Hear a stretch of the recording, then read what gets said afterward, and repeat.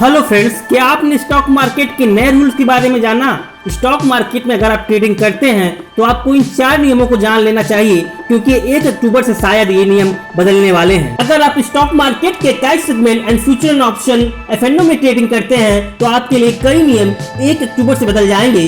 Future and option में trading पर 1 अक्टूबर से ज्यादा सिक्योरिटी ट्रांजैक्शन टैक्स STT लगेगा। इसका ऐलान वित्त मंत्री निर्मला सीतारमण ने इसी साल जुलाई 2023 में यूएन बजट में पेश किया था।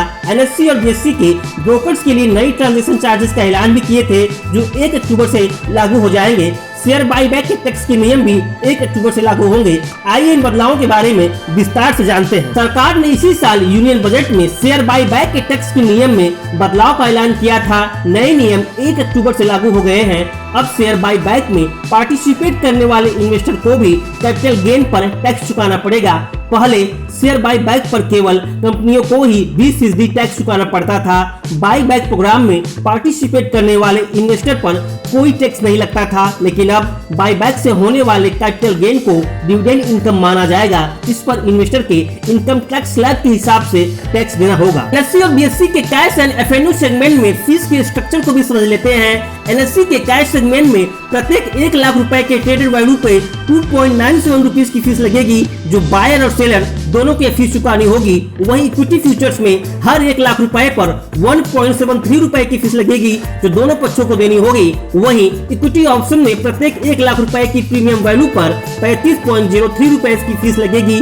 BSE में सेंसेक्स और बैकेक्स ऑप्शन कॉन्ट्रैक्ट पर ट्रांजैक्शन फीस बढ़ जाएगी। वह प्रत्येक 1 करोड़ रुपए के प्रीमियम टर्नओवर वैल्यू पर 3,250 रुपए चार्जेज होंगे। एफएनओ ट्रेडिंग पर आपको ज्यादा SST देना होगा। फ्यूचर एंड ऑप्शन ट्रेडिंग पर अब ज्यादा सिक्योरिटी ट्रांजैक्शन टैक्स STT चुकाने होंगे। नए नियम 1 अक्टूबर से लागू होने वाले हैं। इसका ऐलान वित्त मंत्री निर्मला सीतारमण ने 23 जुलाई को यूनियन बजट में किया था। सरकार ने एफएनओ ट्रेडिंग में रिटेल इन्वेस्टर के पार्टिसिपेशन पर अंकुश लगाने के लिए STT बढ़ाने का फैसला किया है।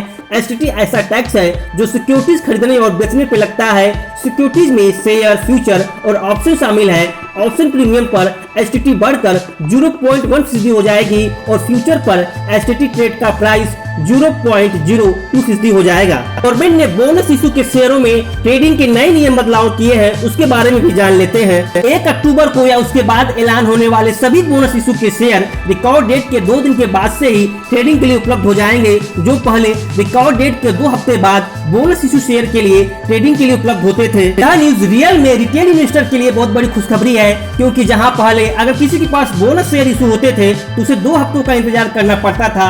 2 हफ्तों के बाद ही वो अपने शेयर को बेच सकता था, लेकिन अब वो रूल बदल के उसे मात्र 2 दिन कर दिया गया है। यानी नेक्स्ट 2 दिन के बाद आप उस शेयर को बेच सकते हैं। यह एक बहुत बड़ी खुशखबरी है। यह बात मैं आपको समझा दूं, रिकॉर्ड डेट का मतलब उस तारीख से है जिसके आधार पर कंपनी शेयर धारक को बोनस इशू शेयर में शेयरों के आवंटन का हकदार मानती है। दरअसल सेबी ने इस बारे में 16 सितंबर को ही एक सर्कुलर जारी किया था।